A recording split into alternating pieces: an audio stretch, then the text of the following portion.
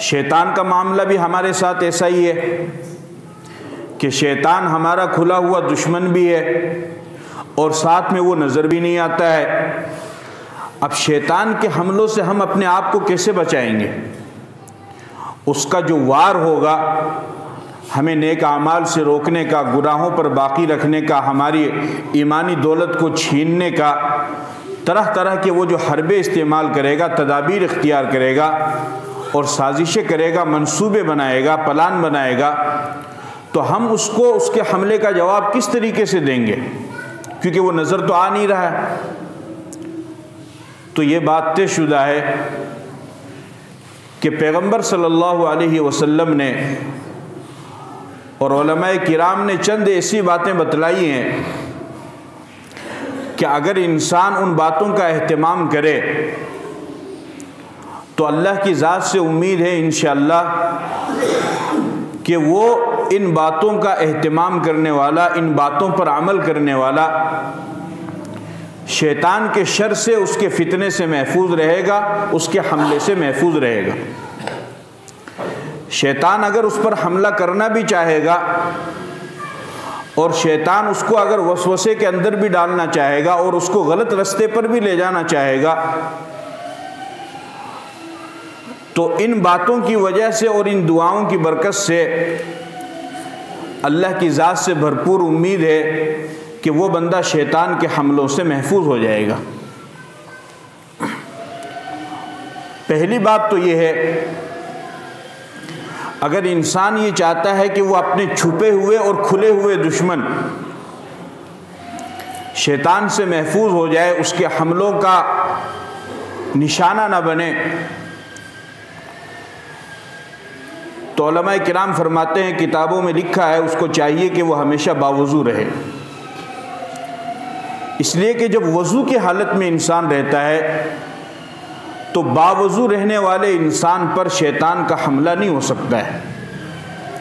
جو انسان باوضو رہتا ہے، جتنا ہو سکے زیادہ سے زیادہ وضو کی حالت میں رہنے کی کوشش کرتا ہے، وہ انسان بہت ساری فضیلتوں کو حاصل کرنے والا ہے۔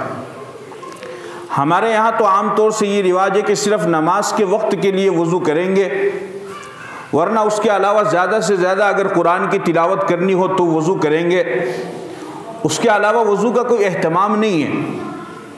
جبکہ صحیح بات یہ ہے کہ بطور خاص ایک مسلمان کو شیطانی حملوں سے بچنے کے لیے اسے ہمیشہ باوضو رہنا چاہیے، جتنا ہو سکے باوضو رہنا چاہیے، 24 گھنٹہ اسے باوضو رہنا چاہیے۔ بیچ میں جب کبھی بھی اسے حاجت ہو جائے، پیشاب کی حاجت ہو جائے، بڑے پیشاب کی حاجت ہو جائے، قضاء حاجت سے جب وہ فارغ ہو تو تھوڑا سا وقت لگے گا، وضو کر لے، لیکن باوضو رہے۔ لمبے سفر پر کہیں پر آپ نکل رہے ہیں تو وضو کریے، 2 رکعت نماز پڑھیے، کچھ صدقہ نکال دیجئے تاکہ سفر میں آنے والی پریشانیوں سے اللہ تعالیٰ آپ کو محفوظ فرما دے۔ اسی طریقے سے آپ دکان پر جا رہے ہیں، کاروبار کے لیے جا رہے ہیں، کسی اور مقصد کے لیے جا رہے ہیں، تو اس وقت بھی انسان کو باوضو رہنا چاہیے۔ اور اسی طریقے سے آپ سونے جا رہے ہیں تو فرمایا کہ سوتے وقت بھی انسان کو وضو کی حالت میں سونا چاہیے۔ جب باوضو ہو کر کے انسان سوتا ہے تو اللہ تعالیٰ فرشتوں کو اس کی حفاظت کے لیے تیار فرما دیتے ہیں اور رات بھر فرشتے اس کی حفاظت کرتے ہیں۔ بلکہ کئی جگہ پر تو یہ بھی لکھا ہے کہ اگر کوئی انسان باوضو ہو کر کے سوئے وضو کی حالت میں اور پھر اس رات میں اس کا انتقال ہو جائے تو اللہ تعالیٰ اس کو شہید کا مرتبہ عطا فرماتے ہیں۔ شہید کا مرتبہ کا مطلب ہوا کہ اللہ تعالیٰ شہید کے گناہوں کو اس کے شہید ہونے سے پہلے معاف فرما دیتے ہیں۔ اتنی بڑی فضیلت باوضو رہنے میں۔ اور اس سے بھی بڑی چیز آپ کو بتلاؤں کہ جس کے لیے آج ہر انسان پریشان ہے، ہر انسان اس کی کوشش کرتا ہے، اس کو حاصل کرنے کی کوشش کرتا ہے، اور ہم جو یہاں بیٹھے ہوئے اور ہمارے علاوہ جتنے بھی لوگ ہیں سب کی ایک ہی خواہش ہے، ایک ہی کوشش ہے کہ میری روزی میں برکت ہو، مجھے برکت والی روزی ملے. ہر بندے کی یہ خواہش ہے اور ہر بندہ اسی خواہش کے اندر محنت بھی کر رہا ہے, تگ و دو بھی کر رہا ہے, ہاتھ پاؤں بھی مار رہا ہے, اور جس کو جو مل رہا ہے اپنے طور پر وہ محنت کر رہا ہے, کاروبار کر رہا ہے اور اس کے ذریعے سے وہ روزی حاصل کر رہا ہے. لیکن یہ ہر انسان کی تمنا ہے کہ میری روزی میں برکت ہو, یعنی جتنا جو کچھ میں کما رہا ہوں اللہ تعالیٰ وہ میرے لیے کافی کر دے اور اس میں میری ضروریات پوری ہو جائے. یہ ہر انسان کی تمنا ہے. چنانچہ ایک صحابی نے تاجدار مدینہ آقا نامدار پیارے پیغمبر جناب محمد رسول اللہ صلی اللہ علیہ وسلم سے سوال کیا کہ یا رسول اللہ, میں یہ چاہتا ہوں کہ میری روزی بڑھ جائے, اس میں برکت ہو جائے, مجھے کون سا عمل کرنا پڑے گا؟ تو آپ نے نہ نماز کے بارے میں فرمایا, نہ روزے کے بارے میں فرمایا, نہ زکوٰۃ کے بارے میں فرمایا, نہ یہ فرمایا کہ تم لمبا قیام کرو اور لمبی رکعتیں پڑھو اور لمبی تسبیح پھیرو, کچھ نہیں فرمایا. آپ نے فرمایا کہ اگر تم یہ چاہتے ہو کہ تمہاری روزی میں برکت ہو جائے, تمہاری روزی بڑھ جائے, تو صرف ایک کام کرو, باوضو رہو. جتنا باوضو رہو گے شیطان کے حملوں سے بھی محفوظ رہو گے اور تمہاری روزی میں برکت بھی ہو جائے گی. یہ باوضو رہنے کی فضیلت ہے, بہت بڑی چیز ہے, یہ کوئی معمولی چیز نہیں ہے. اس لیے ہمیں اس کا معمول بنانا چاہیے.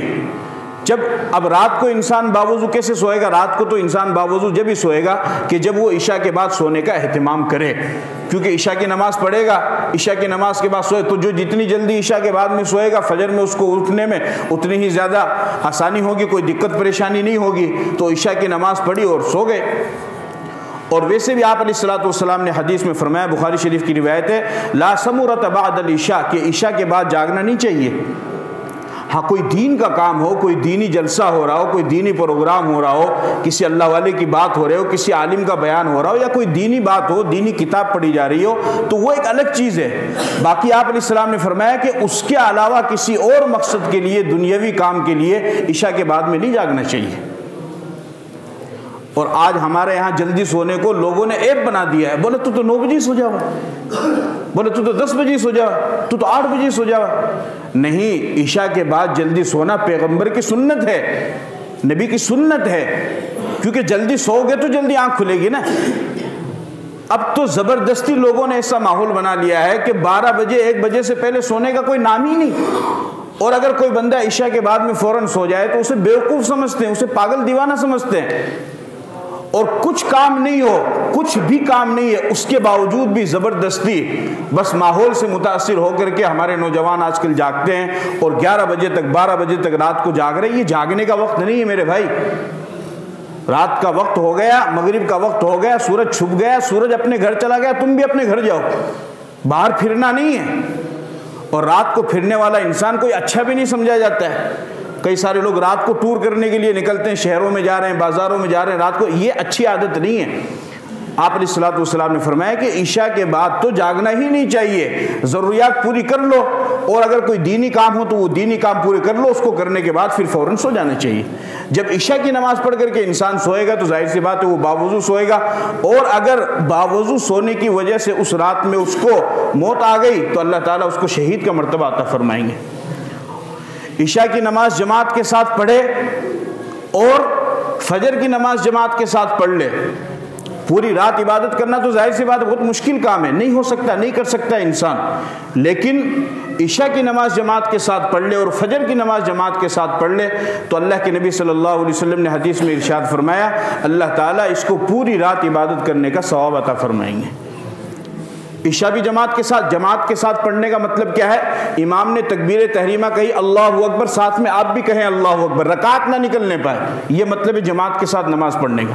اور فجر میں بھی آپ پہلے پہنچے, امام تکبیر تحریمہ کہے اللہ اکبر, اسی وقت آپ موجود رہیں, عشاء اور فجر جماعت کے ساتھ پڑھ لو, پوری رات عبادت کرنے کا ثواب اللہ تعالیٰ عطا فرمائیں گے. تو ہمارے درمیان سے یہ وضو کا جو سلسلہ ہے یہ ختم ہو گیا ہے. اگر ہم شیطانی حملوں سے محفوظ رہنا چاہتے ہیں, حادثات سے محفوظ رہنا چاہتے ہیں, مصیبتوں سے محفوظ رہنا چاہتے ہیں, سفر کر رہے ہیں, چاہتے ہیں کہ کسی طرح کا ایکسیڈنٹ نہ ہو اور ایسی موت ہم نہ مریں کہ جو انسانیت کے لیے عبرت کا نشان بن جائے اور ہمارے چیتھڑے بکھر جائیں, ہمارے جسم کے ٹکڑے ٹکڑے ہو جائیں اور ہاتھ کہیں پاؤں کہیں, ایسی اگر عبرتناک موت سے ہم مرنے سے بچنا چاہتے ہیں تو اس کا ایک ہی طریقہ ہے کہ باوضو رہو. جب باوضو رہو گے تو اللہ تعالیٰ شیطان کے حملوں سے محفوظ فرمائیں گے اور اس طرح کی تمام مصیبتیں آپ سے دور ہو جائیں گی. تو شیطان سے بچنے کا پہلا راستہ کیا ہے؟ باوضو رہنا. اور دوسرا علماء کرام فرماتے ہیں شیطان سے بچنے کا دوسرا راستہ یہ ہے کہ بندہ دعاؤں کا اہتمام کرے، کہ جو دعائیں جس موقع کی اللہ کے نبی نے ہمیں بتلائی ہے ہم ان دعاؤں کا اہتمام کریں. جب ان دعاؤں کو اہتمام کے ساتھ میں ہم پڑھیں گے تو پھر ہم شیطان کے فتنے سے محفوظ ہو جائیں گے، اس کے شر سے محفوظ ہو جائیں گے. جیسا کہ ابو داؤد شریف کی روایت اللہ کے نبی صلی اللہ علیہ وسلم نے فرمایا ان الشیطان یلعب بمقاعد بنی آدم، کہ شیطان انسان کی شرمگاہ کے ساتھ کھیلتا ہے. ناف سے لے کر گھٹنے تک کا جو حصہ ہے یہ انسان کی شرمگاہ ہے، اور یہ حصہ یہ اس سے بڑی شرمگاہ ہے، یعنی چھپانے کی چیز ہے. اس کو کھولنا جائز نہیں ہے، اس کو کھولنا جائز نہیں ہے. آج اس میں بھی ہمارے یہاں کمی آ گئی ہے. بہت سارے لوگ لنگی پہن لیتے ہیں اور گھٹنے سے اوپر لنگی رکھ لیتے ہیں اور یوں ہی بیٹھے رہتے ہیں. یہ سطر ہے، سطر انسان دوسروں کے سامنے نہیں کھول سکتا ہے، سطر کو کھولنا حرام ہے. سطر کا مطلب یعنی یہ چھپانے کی جگہ ہے، اس کو کھول نہیں سکتے آپ. اس لیے اس چیز کا آپ دھیان رکھیے. لنگی پہن رکھی ہو، دھوتی پہن رکھی ہو، اور بہت سارے تو نائٹی اس طریقے سے پہنتے ہیں، یہ گھٹنے سے جو تھوڑا سا نیچے کا حصہ ہے یہاں سے لے کر کے ناف تک یہ پورا سطر کا حصہ ہے. کوئی دیکھنے والا ہو تب بھی اور نہ دیکھنے والا ہو تب بھی اس حصے کو تو انسان کو چھپا کر ہی رکھنا چاہیے، بند رکھنا چاہیے. کہ مول صاحب دیکھنے والا ہو تو ٹھیک ہے چھپا کے رکھنا چاہیے کہ کوئی آدمی دیکھ رہا ہے. کوئی نہیں دیکھنے والا ہو تب کیوں چھپا کے رکھنا چاہیے؟ اللہ تو دیکھ رہا ہے، اللہ کی غیرت تو دیکھ رہی ہے. تو اللہ تو نہیں چاہتا نا کہ میرا بندہ اس طرح کھلے سطر کے ساتھ میں رہے، بے حیا اور بے شرم ہو کر کے رہے. اللہ نہیں چاہتا اس کو. تو لہٰذا کوئی دیکھے نہ دیکھے اس حصے کو تو ہمیشہ بند ہی رکھنا چاہیے. اب آپ علیہ السلام نے کیا فرمایا کہ جب انسان اپنی ضرورت پوری کرنے کے لیے باتھ روم میں جاتا ہے، پیشاب کرنے یا پاخانہ کرنے کے لیے، تو شیطان انسان کی شرمگاہ کے ساتھ میں کھیلتا ہے. وہ مذاق اڑاتے ہیں اور کئی دفعہ تکلیف بھی پہنچاتے ہیں. اب اس سے بچنے کی کیا صورت ہے؟ کیوں نظر تو آ نہیں رہا، میں نے شروع میں بتایا دشمن ہے، چھپا ہوا بھی ہے، کھلا ہوا بھی ہے. کھلا ہوا مطلب بہت بڑا دشمن، چھپا ہوا مطلب نظر نہیں آ رہا ہے. اب بچیں گے کیسے؟ آپ نے فرمایا کہ جب تم بیت الخلاء میں داخل ہو تو یہ دعا پڑھو، بسم اللہ اللہم انی اعوذ بک من الخبث والخبائث. اے اللہ میں خبیث جنات سے، خبیث شیطان سے میں تیری پناہ چاہتا ہوں. اس دعا کو جب تم پڑھ لو گے تو تمہارے اور شیطان کے درمیان اللہ تعالیٰ پردہ ڈال دیں گے اور شیطان تمہاری شرمگاہ کو نہیں دیکھ سکتا ہے. تو اس دعا کی وجہ سے شیطان کے فتنے سے، اس کے حملے سے، اس کے شر سے حفاظت ہو جائے گی. آپ علیہ الصلوۃ والسلام نے فرمایا کہ جب تم کھانا کھانے کے لیے بیٹھو تو بسم اللہ پڑھو، اس لیے کہ جس کھانے پر بسم اللہ نہیں پڑھی جاتی ہے اس کھانے میں شیطان داخل ہو جاتا ہے. اب آج ہمارے یہاں کیا ہے، خوب محنت کر کے کما رہے ہیں، اچھی کمائی کر رہے ہیں، جھوٹ کا نہیں کما رہے ہیں، سود کا نہیں کما رہے ہیں، رشوت کا نہیں کما رہے ہیں، دھوکہ نہیں دے رہے ہیں، جائز کاروبار کر رہے ہیں، سب کچھ صحیح کر رہے ہیں، ایک دم حلال پیسہ، ایک ایک پیسہ، ایک ایک پائی حلال لے کر کے آ رہے ہیں. پھر گھر میں آ رہے ہیں، پھر اس کا کھانا بنا رہے ہیں، اس کے باوجود بھی برکت نہیں، اس کے باوجود بھی گھر میں پیار محبت نہیں ہے، اس کے باوجود بھی ساس بہو میں جھگڑا، اس کے باوجود بھی اولاد ماں باپ کی نافرمان، اس کے باوجود بھی بیٹیاں ماں کی نافرمان، اس کے باوجود بھی گھر میں چڑچڑاپن، اس کے باوجود بھی گھر میں اختلاف جھگڑے، اس کے باوجود بھی ناک پہ غصہ، ہمیشہ ناک پہ غصہ، آنکھیں لال، مونچھیں چڑھائی ہوئی، اس کے باوجود بھی کہ حلال کما رہے ہیں، سب کچھ حلال کر رہے ہیں، حرام کا ایک پیسہ نہیں آنے دے رہے ہیں، اس کے باوجود بھی کھانے کے بعد میں کوئی سکون نہیں، کوئی برکت نہیں، کوئی راحت نہیں. وجہ کیا ہے کہ آپ نے بسم اللہ نہیں پڑھی، شیطان آپ کے ساتھ کھانے میں داخل ہو گیا. مجھے بتاؤ جس کھانے میں شیطان داخل ہو گیا برکت آئے گی کہاں سے؟ سمجھ گئے بات؟ رحمت آئے گی کہاں سے؟ تو آپ نے فرمایا شیطان کو بھگانا ہے، بسم اللہ وعلی برکت اللہ، یہ دعا پڑھ لو. جب یہ دعا آپ پڑھ لیں گے تو شیطان خود بخود بھاگ جائے گا. ایک صحابی نے کھانا شروع کیا، بسم اللہ بھول گئے. جب آدھا کھانا انہوں نے کھا لیا تو ان کو یاد آیا ارے میں نے بسم اللہ تو پڑھی نہیں، تو انہوں نے پھر اس وقت پڑھی. بھول جائے تو دوسری دعا ہے، بسم اللہ اولہ آخرہ، یہ دعا ہے. انہوں نے وہ دعا پڑھی تو اللہ کے نبی کو ہنسی آ گئی. تو انہوں نے پوچھا رسول اللہ آپ کیسے ہنسے؟ فرمایا کہ تو نے کھانا شروع کیا تو شیطان تیرے ساتھ کھا رہا تھا، تو نے بسم اللہ پڑھی تو وہ بھاگ گیا ہے، اس کا لقمہ گر گیا ہے. تو بسم اللہ پڑھنے، دعا پڑھنے سے شیطان سے حفاظت ہوتی ہے. ہمیں دعاؤں کا اہتمام کرنا چاہیے. رات کو سونے جا رہے ہیں بستر پر، اللہم بسمک اموت واحیا، سو کر اٹھ گئے، الحمدللہ الذی احیانا بعد ما اماتنا والیہ النشور. کھانا کھانے جا رہے ہیں، بسم اللہ وعلی برکت اللہ، کھا لیا، الحمدللہ الذی اطعمنا وسقانا وجعلنا المسلمین. یہ دعائیں پڑھو، اس کا اہتمام کرو. بہترین بنگلہ بنا رکھا ہے، بہترین محل بنا رکھا ہے. ایک چڑیا کیا، ایک مکھی اندر نہیں جا سکتی ہے. ایک مچھر اندر نہیں جا سکتا ہے، ایک چڑیا وہاں پر نہیں مار سکتی ہے۔ اتنا بہترین مضبوط بند قلعہ اور محل بنایا، اس کے باوجود بھی گھر میں چڑچڑاپن، گھر میں پریشانی، گھر میں اثرات، گھر میں جادو، گھر میں سحر، اس کے باوجود بھی کیوں؟ بیت الخلا گھر میں بنا ہوا ہے، گندی جگہیں گھر میں بنی ہوئی ہے، اور گندی جگہوں پر شیطان آتے ہیں اور ان سے بچنے کے لیے نہ خود نے دعا یاد کی نہ بچوں کو دعا یاد کرائی۔ تو چڑیا تو آپ کے گھر میں نہیں آئے گی، شیطان تو چلا جائے گا نا، وہ تو ہوا ہے، وہ تو انسان کے جسم میں خون میں دوڑتا ہے، یہ تو حدیث میں اللہ کے نبی نے فرمایا۔ تو شیطان کے حملے سے بچنے کے لیے دوسرا طریقہ آپ نے کیا بتلایا کہ دعاؤں کا اہتمام کیا جائے۔ جب دعائیں پڑھیں گے، اس کا اہتمام کریں گے تو اس کے بے شمار فوائد ہیں۔ پچھلے جمعے کو میں نے آپ کو بتلایا تھا انشاءاللہ کے بارے میں، اس کو پڑھو، اس کو کرو، اس کے بے شمار فوائد ہیں۔ انشاءاللہ نہ کہنے کی وجہ سے 15 دن تک اللہ کے نبی کے اوپر وحی نہیں آئی، میں نے تفصیل بتائی تھی آپ کو۔ اور تیسرا طریقہ شیطان کے حملے سے بچنے کے لیے، جو بھی جائز کام شروع کرو، جو بھی جائز کام، اس سے پہلے بسم اللہ الرحمن الرحیم پڑھا کرو، اللہ سے مدد لیا کرو۔ ناجائز کام پہ نہیں بھائی، جائز کام پہ۔ آپ کچھ بھی جائز کام کر رہے ہیں، کاروبار کرتے ہیں، جو بھی آپ کر، دکان کھول رہے ہیں بسم اللہ الرحمن الرحیم، دوسرا کاروبار کرتے ہیں بسم اللہ الرحمن، ٹیمپو چلاتے ہیں، صبح بیٹھ گئے گاڑی پہ بسم اللہ الرحمن الرحیم، جو بھی جائز کام کرو اس سے پہلے بسم اللہ پڑھو۔ بسم اللہ پڑھنے کا مطلب اللہ سے مدد طلب کرو۔ جب آپ بسم اللہ پڑھ لیں گے تو اللہ کی نصرت، اللہ کی مدد آپ کے ساتھ ہو جائے گی اور شیطان کے حملوں سے آپ محفوظ رہ جائیں گے۔ اور چوتھا طریقہ علماء کرام فرماتے ہیں شیطان سے بچنے کا یہ ہے کہ انسان گندی جگہوں سے اور گناہوں کی جگہ سے اپنے آپ کو بچائے۔ گناہوں کی جگہ، دیکھو میرے بھائی، گناہوں کی جگہ پر جانے سے بھی ماحول کا اثر پڑتا ہے اور انسان کرتا نہیں ہے، لیکن ایک وقت ایسا آتا ہے کہ وہ کرنے بھی لگ جاتا ہے، اور پھر گناہوں کی جگہ پر رہنا ہی نہیں چاہیے۔ شراب کا اڈا ہے، آپ نہیں پیتے لیکن آپ وہاں پر کھڑے ہیں، بھائی کیوں کھڑے ہیں؟ کوئی کام ہی نہیں ہے، کیوں اپنے آپ کو بلا وجہ پریشان کر رہے ہیں؟ زنا کا اڈا ہے، بدکاریاں ہوتی ہیں، زنا ہوتی ہے، ہوٹل ایسی ہے کہ اس میں بدکاریاں ہوتی ہیں، آپ کیوں اس ہوٹل کے پاس کھڑے ہیں؟ ایک تو ایک کوئی کام ہو، کام نہیں، بلا وجہ کھڑے، وہیں جا کے بیٹھ رہے، بھائی پورا شہر خالی، کہیں اور بیٹھ جاؤ نا۔ بہت سارے لوگ کیا کہتے ہیں کہ صاحب ہم وہاں پر جا کر کے بیٹھتے کوئی غلط کام تھوڑا ہی کرتے ہیں۔ آپ علیہ الصلوۃ والسلام نے حدیث میں فرمایا اتقوا مواسع التہم، میرے امت کے لوگوں تہمت لگنے کی جگہ سے بھی اپنے آپ کو بچاؤ۔ آپ شراب کے اڈے کے پاس کھڑے ہیں، بے شک آپ شراب نہیں پیتے، نہ پی رہے ہیں، لیکن جو بھی بندہ وہاں سے جائے گا تو وہ تو یہی تو سوچے گا نہیں یار یہ یہاں پہ شراب کے اڈے کے پاس میں کھڑا ہے۔ آپ کس کس کو جا کر کے سمجھاؤ گے بھائی میں پیوں گا نہیں، میں تو وہیں کھڑا تھا؟ بھائی کس کس کو آپ سمجھاؤ گے؟ وہ تو تہمت کی جگہ آپ کیوں کھڑے ہو رہے ہیں وہاں؟ زنا کے اڈے کے پاس آپ کھڑے، آپ بے شک زنا نہیں کرتے ہیں، لیکن بندہ تو یہ سمجھے گا نا کہ بھئی یہ یہاں پر زنا کرنے کے لیے کھڑا ہے۔ جوئے کے اڈے کے پاس میں آپ کھڑے ہیں، بے شک آپ جوا نہیں کھیلتے ہیں، لیکن دیکھنے والا بندہ تو یہ سمجھے گا نا کہ بھئی یہ بھی جوا کھیلتا ہے اسی لیے جوئے کے اڈے کے پاس میں کھڑا ہے۔ تو آپ نے فرمایا کہ تہمت لگنے کی جگہ سے بھی انسان کو اپنے آپ کو بچانا چاہیے۔ جب گندی جگہوں سے اور گناہوں کی جگہ سے اپنے آپ کو بچاؤ گے تو شیطان کے حملوں سے محفوظ ہو جاؤ گے۔ اس کے بعد علماء کرام فرماتے ہیں کہ اگلا طریقہ یہ ہے کہ انسان اپنے جسم کو بھی اور اپنے لباس کو بھی گندگی سے اور ناپاکی سے محفوظ رکھے۔ آج صبح میں ایک حدیث پڑھ رہا تھا، اللہ کے نبی نے ارشاد فرمایا کہ 3 لوگ ایسے ہیں کہ اللہ کی رحمت ان کے ساتھ میں نہیں ہوتی ہے۔ 3 لوگ، ان میں سے ایک بندہ وہ بھی ہے کہ جو ناپاکی کی حالت میں رہتا ہے۔ ناپاکی اللہ کو پسند نہیں ہے، پاکی اللہ کو پسند ہے۔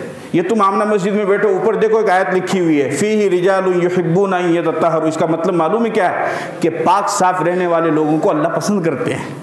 واللہ یحب المطہرین، یہ آیت لکھی ہوئی ہے، اور اللہ پاک رہنے والوں کو، ناپاک رہنے والوں کو اللہ پسند نہیں کرتے۔ اور میرے بھائی مجھے ایک بات تو بتاؤ، اگر ناپاکی کی حالت میں آپ کو موت آ گئی تو کیا حال ہوگا؟ آج ہمارے کتنے نوجوان ہیں جو اس میں غفلت برتتے ہیں، ہوش ہی نہیں، پاکی ناپاک کو خیال ہی نہیں ہے، دھڑلے سے، یعنی ایک عیب تھا اس کو صفت بنا لی، اس کو خوبی بنا لی ہے کہ میں تو ناپاک ہوں، یعنی تھوڑا بہت دل بھی نہیں جھجکتا ہے کہ میں کیسے بول رہا ہوں میں ناپاک، دھڑلے سے بول دیتے میں تو ناپاک ہوں۔ عورتوں کا ٹھکانہ نہیں، میں تو ناپاک ہوں، بچے نے پیشاب کر دیا، یہ نہیں کہ اس جگہ کو دھو لے، پورا تو ناپاک انسان نہیں ہوتا ہے، لیکن اس جگہ کو تو دھو لے، جہاں تک پیشاب لگا وہ جگہ تو ناپاک ہو گئی۔ ناپاک انسان کے پاس میں اللہ کی رحمت والے فرشتے نہیں آتے ہیں، لہذا ہم شیطان کے حملوں سے بچنا چاہتے ہیں تو ناپاک اپنے جسم کو بھی ناپاکی سے بچائیں اور اپنے لباس کو بھی ناپاکی سے بچائیں۔ اس کے علاوہ اور بھی بہت ساری چیزیں ہیں، لیکن یہ جو باتیں میں نے آپ کو بتلائی، جب انشاءاللہ اس پر آپ عمل کر لیں گے تو شیطان کے حملوں سے بھی آپ بچ جائیں گے اور اللہ کی مدد اور اللہ کی نصرت بھی آپ کے ساتھ شامل حال ہو جائے گی۔ اللہ عمل کی توفیق عطا فرمائے۔